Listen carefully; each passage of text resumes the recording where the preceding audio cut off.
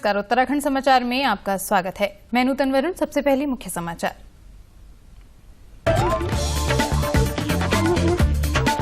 राज्यपाल के अभिभाषण के साथ शुरू हुआ उत्तराखंड विधानसभा सत्र। मुख्यमंत्री ने सदन के पटल पर पेश किया 21,116.81 करोड़ रुपए का लेखानुदान।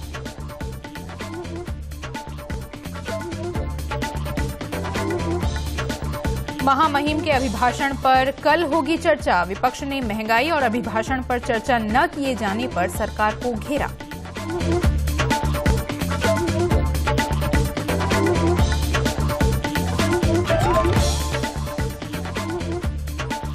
राष्ट्रपति ने 11 श्रेणियों में प्रदान किए तीसरे राष्ट्रीय जल पुरस्कार। सर्वश्रेष्ठ ग्राम पंचायत की श्रेणी में अल्मोड़ा की धसपड़ ग्राम पंचायत को मिला प्रथम पुरस्कार।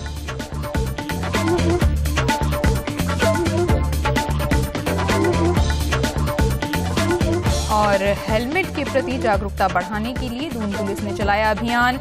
29 और 30 मार्च को हेलमेट पहनने को लेकर लोगों को किया जाएगा प्रेरित। और अब समाचार विस्तार से। उत्तराखंड राज्य की 5वीं विधानसभा के पहले सत्र की कार्रवाई आज सुबह राज्यपाल के अभिभाषण के साथ शुरू हुई।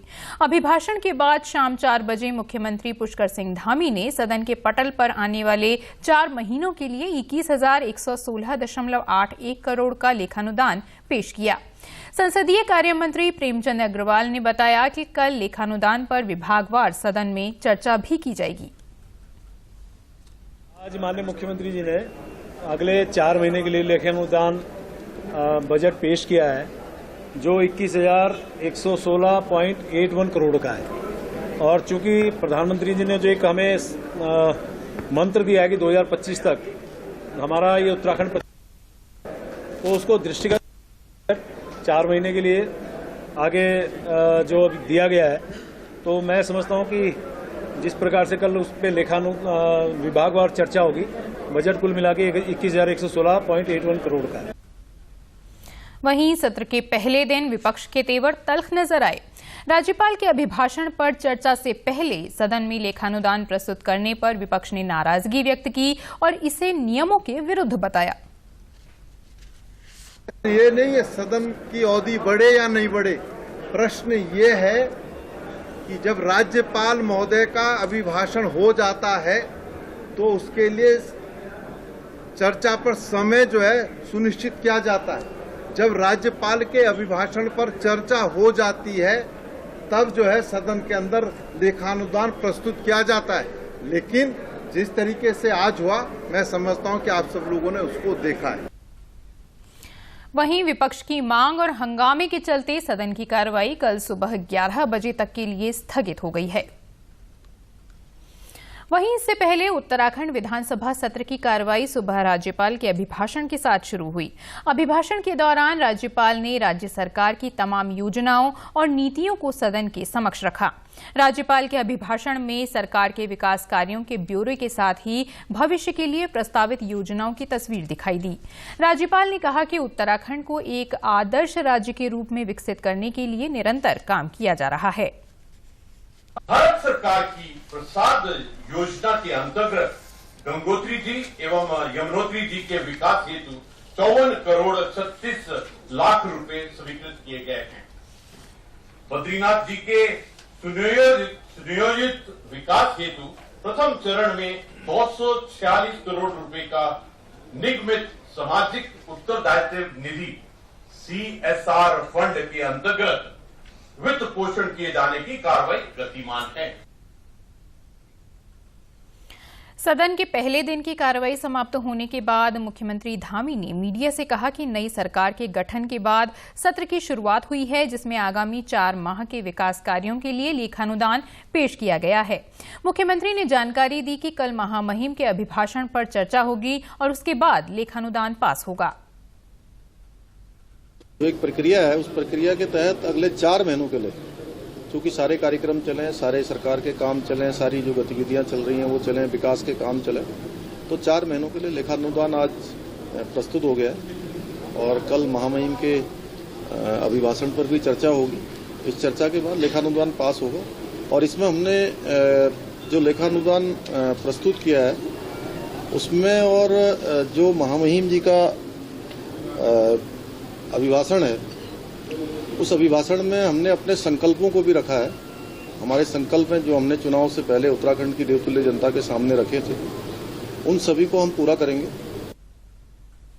वहीं विधानसभा अध्यक्ष रितु खंडूड़ी ने राज्यपाल के अभिभाषण को प्रभावित करने को गलत परंपरा बताया। जी, शुरुआत में उन्होंने कुछ महंगाई को लेकर कुछ बात की थी और उसके बाद शायद सदन के बाहर भी की होगी। परंपरा ठीक नहीं है। मैं मानती हूँ कि गवर्नर जब राज्यपाल महामहिम राज्यपाल का अभिभाषण हो रहा है तो हम उस वक्त थोड़ा सा संयम रख सकते थे और इस चीज को हम बाद में भी कर सकते थे। लेकिन मुझे खुशी है कि वो बहुत जल्द उस चीज को हम लोग वहाँ पे वो खत्म हुआ और आदरणीय ऑनरेबल गवर्नर का जो अभिभाषण था वो शुरू हुआ। सत्र के पहले दिन हरिद्वार ग्रामीण से कांग्रेस विधायक अनुपमा रावत ने महंगाई का मुद्दा उठाया। अनुपमा रावत ने सदन के बाहर सीढ़ियों पर धरना दिया और एलपीजी, पेट्रोल और डीजल के दामों को लेकर सरकार पर सवाल उठाए। मीडिया से बातचीत में अनुपमा रावत ने कहा कि राज्य सरकार को लगातार बढ़ रही महंगाई पर लगाम लगाने के लिए कदम उठाने चाहिए। इस बेतहाशा बढ़ती महंगाई को लेकर कुछ न कुछ कड़े जो हैं आदेश दिए जाएंगे, लेकिन नहीं तो आज हमने इस बात को उठाया है और हम क्या विश्वास कर सकते हैं कि सरकार कम से कम प्रदेश में जिस प्रदेश ने जिस देवतुल्य जनता ने ये मैंडेट बीजेपी को दिया है उनके लिए कोई ना कोई ऐसे कदम उठाएगी जिससे चाहे हमारी बहनें हो, मातृशक्ति हो, चाहे आम जन का जीवन हो, वो थोड़ा सुखमयी और थोड़ा जो है उनको राहत मिल सके। विधानसभा अध्यक्ष रितु खंडूड़ी भूषण ने आज किच्छा विधानसभा से कांग्रेस विधायक तिलक राज बेहड़ को विधानसभा सदस्य के रूप में पद और गोपनीयता की शपथ दिलाई। आपको बता दें कि कांग्रेस के विधायक तिलक राज बेहड़ स्वास्थ्य खराब होने के कारण सदन में शपथ नहीं ले पाए थे। आज सत्र के पहले दिन सदन में प्रवेश करने से पूर्व विधानसभा अध्यक्ष ने उन्हें अपने कार्यालय कक्ष में शपथ दिलाई। राष्ट्रपति रामनाथ कोविंद ने आज नई दिल्ली में तीसरे राष्ट्रीय जल पुरस्कार प्रदान किए। 11 श्रेणियों में राज्यों, संगठनों और व्यक्तियों को 57 पुरस्कार दिए गए। इन श्रेणियों में सर्वश्रेष्ठ राज्य, सर्वश्रेष्ठ जिला, सर्वश्रेष्ठ ग्राम पंचायत और सर्वश्रेष्ठ शहरी स्थानीय निकाय शामिल हैं। सर्वश्रेष्ठ ग्राम पंचायत की श्रेणी में प्रथम पुरस्कार उत्तराखंड के अल्मोड़ा जिले की धसपड़ ग्राम पंचायत को मिला है।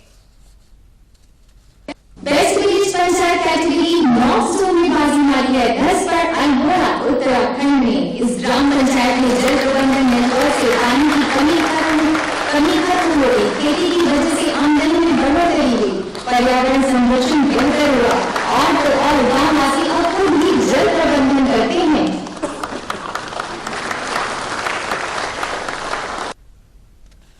राष्ट्रपति ने इस अवसर पर जल शक्ति अभियान कैच द रेन कैंपेन 2022 का भी शुभारंभ किया।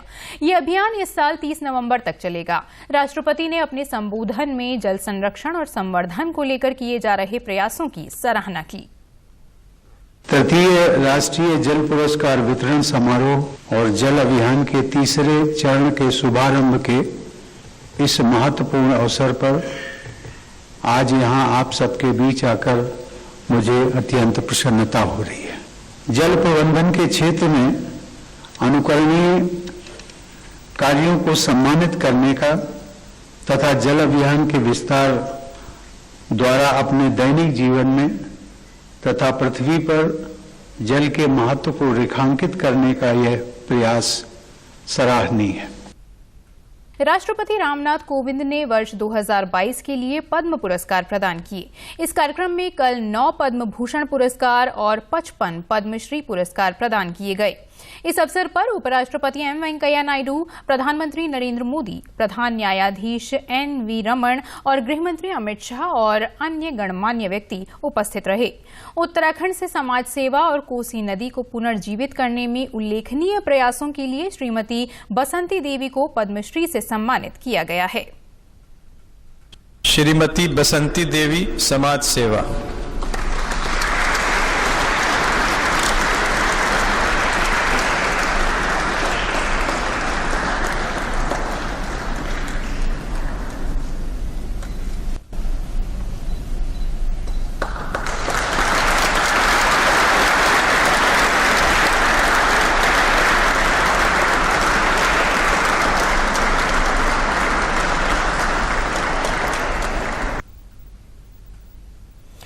दोपहिया वाहन चालकों में हेलमेट के प्रति जागरूकता बढ़ाने के उद्देश्य से दून पुलिस की ओर से 29 और 30 मार्च को जागरूकता अभियान चलाया जा रहा है।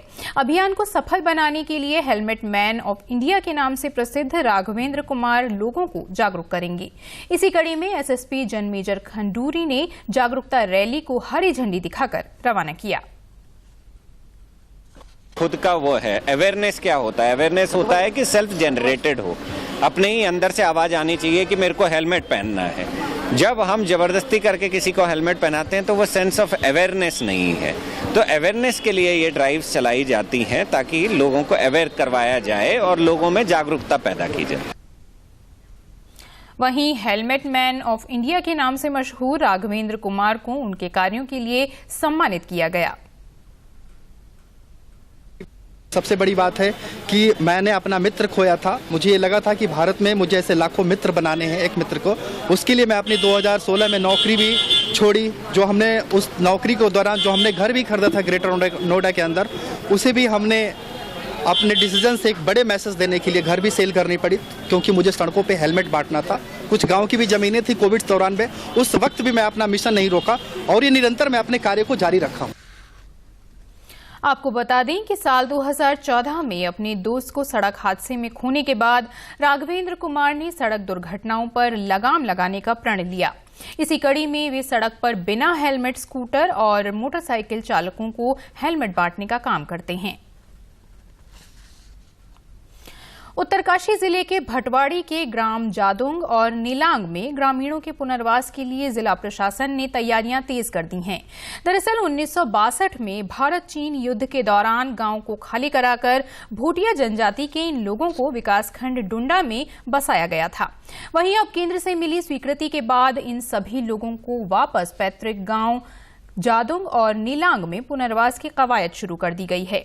उत्तरकाशी के जिलाधिकारी मयूर दीक्षित ने बताया कि राज्य सरकार के निर्देशानुसार जादोंग और नीलांग गांव में आईटीबीपी की मदद से जिला प्रशासन ने सर्वे का कार्य शुरू कर दिया है। राज्य सरकार के भी निर्देश हैं और वहाँ के जो ओरिजिनल लोग इनहेबिटेंट थे उनकी भी मांग थी कि वहाँ पर फिर से गतिविधियाँ बढ़ाई जाए। तो इसी क्रम में कई मीटिंग्स की गई डिपार्टमेंट्स के साथ। वहाँ की जो आर्म्ड फोर्सेस जैसे आर्मी, आईटीबीपी हैं और जो बगोरी में और डुंडा में उनके जो लोग रहते हैं उनके साथ भी मीटिंग की गई। तो इस क्रम में 28 और 29 तारीख को सर्वे की प्रक्रिया चल रही है जादोंग गांव की और नीलांग के अप्रैल में की जाएगी। वो उनकी लैंड आइडेंटिफाई कर रहे हैं। वहाँ पे ट्रैकिंग, टूरिज्म, हॉर्टिकल्चर आदि की क्या गतिविधियां की जा सकती हैं उसका प्लान बनाया जा रहा है और निश्चित तौर पर आने वाले कुछ महीनों में वहाँ पर गतिविधियां बढ़ाई जाएंगी।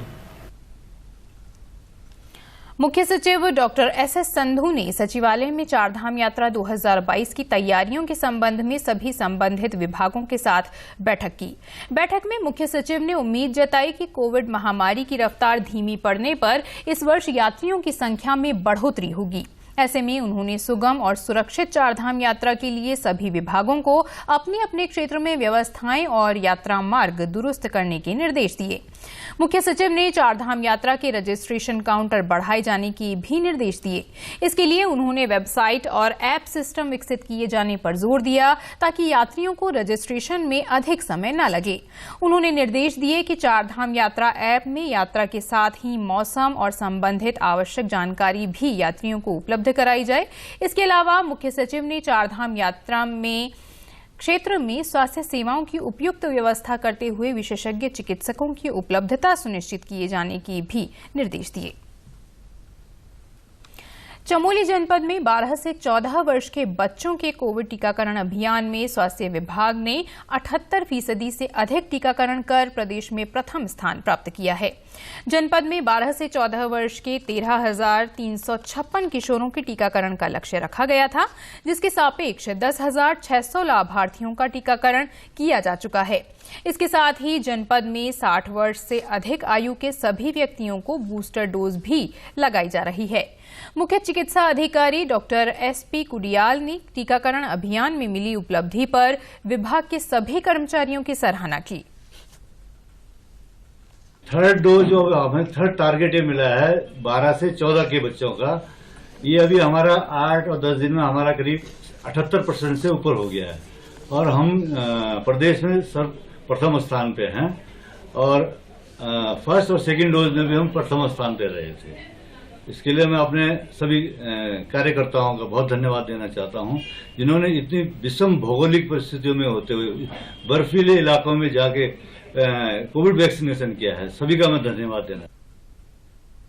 वहीं टीकाकरण के लिए पहुंचे बच्चों में काफी उत्साह देखने को मिला। बच्चों ने न सिर्फ दूसरों को टीकाकरण के प्रति जागरूक किया, बल्कि इस अभियान के लिए सरकार का धन्यवाद भी किया। मैंने दोनों वैक्सीन लगा दी है और आप सबसे भी अनुरोध है कि आप सभी वैक्सीन लगाएं और कोरोना से बचें। मैं इंटर में पढ़ता हूं और मैं कक्षा 11 में पढ़ता हूं और मैंने दोनों वैक्सीन लगा दी है। कृपया भी वैक्सीन दोनों लगाएं। राष्ट्रव्यापी टीकाकरण अभियान के तहत देश में अब तक 183 करोड़ 68 लाख 53 हजार से अधिक कोविड रोधी टीके लगाए जा चुके हैं। स्वास्थ्य मंत्रालय ने कहा है कि कल 25 लाख 92 हजार से अधिक टीके लगाए गए हैं। स्वस्थ होने की दर 98.75% है। पिछले 24 घंटों में 1700 से अधिक लोग संक्रमण से स्वस्थ हुए और 1200 नए लोगों में संक्रमण की पुष्टि हुई। महामारी से कुल 4 करोड़ 24 लाख 85,534 लोग ठीक हो चुके हैं। देश में इस समय कुल 15,378 मरीज उपचाराधीन हैं। केंद्र सरकार ने राज्यों और केंद्र शासित प्रदेशों को 184 करोड़ 68 लाख टीके मुफ्त उपलब्ध कराए हैं।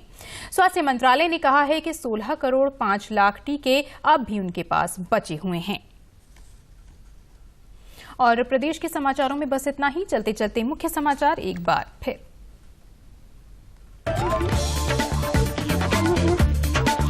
राज्यपाल के अभिभाषण के साथ शुरू हुआ उत्तराखंड विधानसभा सत्र। मुख्यमंत्री ने सदन के पटल पर पेश किया 21,116.81 करोड़ रुपए का लेखानुदान।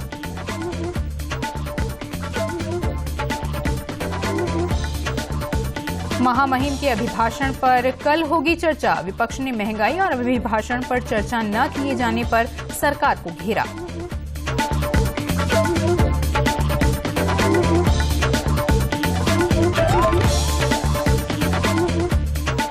राष्ट्रपति ने 11 श्रेणियों में प्रदान किए तीसरे राष्ट्रीय जल पुरस्कार। सर्वश्रेष्ठ ग्राम पंचायत की श्रेणी में अल्मोड़ा की धसपड़ ग्राम पंचायत को मिला प्रथम पुरस्कार।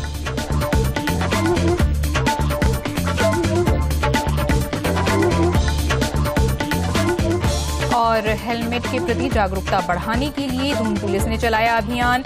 29 और 30 मार्च को हेलमेट पहनने को लेकर लोगों को किया जाएगा प्रेरित। प्रदेश से जुड़ी अपडेट्स के लिए आप हमसे सोशल मीडिया के माध्यम से भी जुड़ सकते हैं। हमारा ट्विटर हैंडल है DDNews_देहरादून। हमारा फेसबुक पेज है DD न्यूज उत्तराखंड और हमारे YouTube channel DD news Uttarakhand को भी आप सब्सक्राइब कर सकते हैं।